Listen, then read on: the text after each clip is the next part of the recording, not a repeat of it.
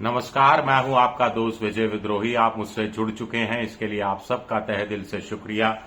अगले 7-8 मिनट आपसे जुड़े रहने की कोशिश करूंगा। कहां तो ये तय माना जा रहा था कि पश्चिम बंगाल में ममता बनर्जी की हार अपोजिशन के लिए एक ट्रिगर पॉइंट का रूप धारण करेगी और पूरा विपक्ष नए सिरे से एक हो जाएगा। कहां तो ये माना जा रहा था कि अगले 1-1.5 महीने में विपक्षी पार्टियों की दिल्ली में बड़ी बैठक होगी और दिल्ली में सचिवालय खोल लिया जाएगा, दफ्तर खोल लिया जाएगा, प्रवक्ता नियुक्त कर दिए जाएंगे और मानसून सत्र जो संसद का, लोकसभा राज्यसभा का शुरू होगा, उसमें मोदी को कड़ी टक्कर दी जाएगी। लेकिन 3 नेता, 3 बयान और तमिलनाडु की राजनीति, इसने कई सारे सवाल उठा दिए हैं, नए सिरे से सवाल उठा दिए हैं। पहला बात हम करते हैं अखिलेश यादव की, जो ममता से सहानुभूति जताने पहुंच गए और स्टालिन से भी सहानुभूति जताने पहुंच गए और उसके बाद ट्वीट किया कि हम साथ छोड़, बुरे वक्त में साथ नहीं छोड़ते हैं। तो इशारा किसकी तरफ है? बुरे वक्त में अचानक कौन साथ दे छोड़ गया? बुरे वक्त में ममता का बंगाल की जनता ने साथ छोड़ दिया, स्टालिन का वहां की जनता ने साथ छोड़ दिया, स्टालिन को हरा दिया वहां की जनता ने खुद की सीट पर, ममता को हरा दिया वहां की जनता ने खुद की सीट पर, या इशारा फिर राहुल गांधी की तरफ है? राहुल गांधी की तरफ इशारा इसलिए है क्योंकि थलपति विजय को अपने 5 विधायकों का समर्थन राहुल गांधी ने दे दिया। डीएमके के साथ उन्होंने संबंध तोड़े नहीं। उन्होंने तो ये कहा कि भाई लेफ्ट पार्टी के साथ मिलकर हम केंद्र की राजनीति करते हैं, लेकिन केरल में खिलाफ चुनाव लड़ते हैं, पश्चिम बंगाल में कभी मिलकर चुनाव लड़ते हैं, कभी खिलाफ चुनाव लड़ते हैं।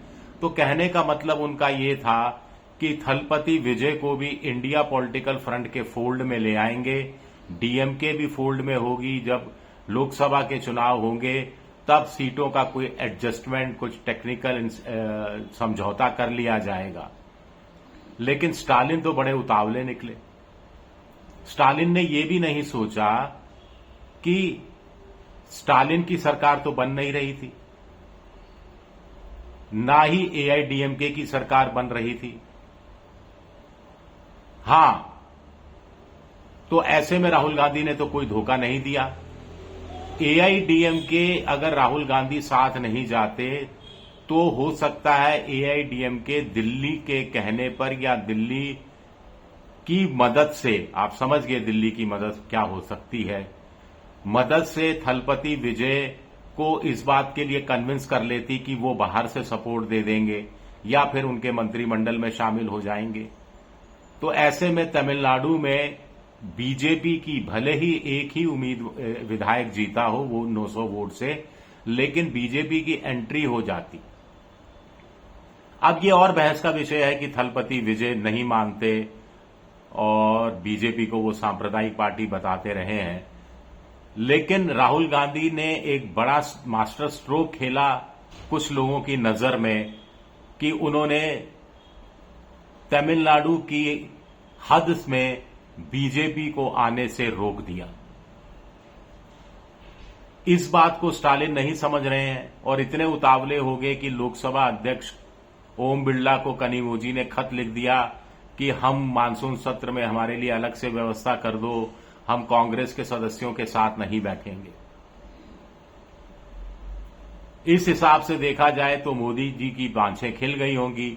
घर बैठे बिठाए उनको 22 और लोकसभा सांसदों का क्या समर्थन हासिल हो जाएगा। 8 राज्यसभा के डीएमके के सांसदों का समर्थन भी मिल जाएगा।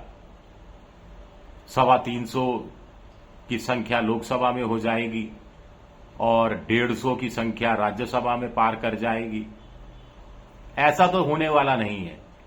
अगर केंद्र सरकार ये सोच रही है कि स्टालिन नाराज हैं, इंडिया गठबंधन से अलग हो जाएंगे, अलग हो चुके हैं, कांग्रेस के खिलाफ चले जाएंगे, हम परिसीमन वाला बिल, महिला बिल की आड़ में नए सिरे से ले आएंगे तो स्टालिन उसको पास कराने में सहयोग देंगे, तो ऐसा तो कुछ होने वाला नहीं है। उल्टे अखिलेश यादव ने इशारा किया है कि कम से कम स्टालिन, खुद अखिलेश यादव और ममता बनर्जी तो एक ही मंच पर खड़े हैं। अखिलेश यादव की यहां मजबूरी भी समझ में आती है। वो अपनी आंखों के सामने देख रहे हैं कि मायावती स्थानीय छत्र निपट गई। वो बगल के राज्य बिहार में देख रहे हैं कि लालू यादव, उनका बेटा तेजस्वी यादव निपट गए, लगातार 2 चुनाव हार गए। नीतीश कुमार भी एक तरह से बीजेपी ने निपटा दिया। वो अपनी आंखों के सामने देख रहे हैं कि नवीन पटनायक, बीजू जनता दल, उनको बीजेपी ने निपटा दिया, घर बैठा दिया। महाराष्ट्र में उद्धव ठाकरे निपट रहे हैं। शरद पवार जो एक बहुत बड़ी राजनीतिक ताकत हुआ करते थे, उनको निपटा दिया गया है। कर्नाटक में जेडीएस, देवेगौड़ा की पार्टी को भी बीजेपी ने हाशिए पर डाल दिया है। बंगाल में ममता स्थानीय छत्र, वो भी निपट गई हैं। तो स्टालिन भी निपटे हैं। तो क्या अखिलेश यादव को इस बात का डर सता रहा है कि अगला नंबर यूपी का हो सकता है और यूपी में उनको ममता की बहुत जरूरत पड़ेगी? ममता हिंदी भी बोल लेती हैं, पॉपुलैरिटी भी अच्छी खासी है और वो विक्टिम कार्ड भी खेलेंगी।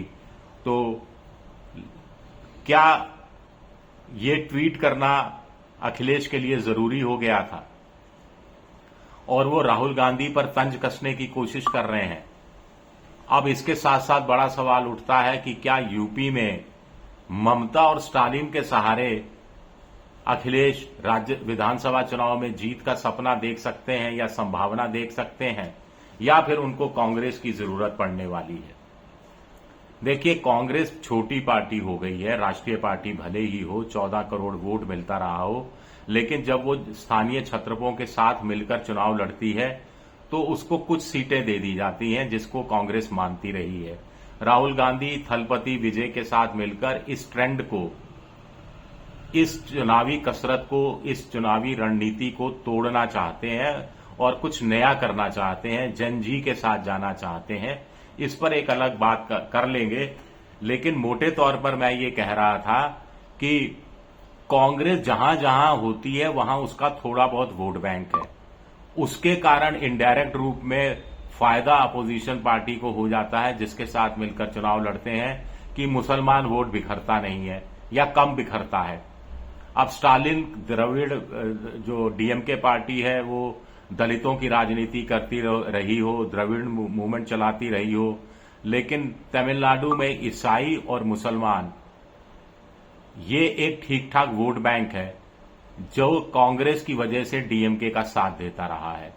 ममता ने भी अगर बंगाल के अंदर कांग्रेस का समर्थन लिया होता, 4, 5, 6, 10 सीटें दे दी गई होती, तो शायद कहानी कुछ दूसरी भी हो सकती थी। हम उत्तर प्रदेश को अखिलेश यादव क्यों भूल जाते हैं? पिछले लोकसभा चुनाव में बीजेपी से ज्यादा सीटें समाजवादी पार्टी को मिली।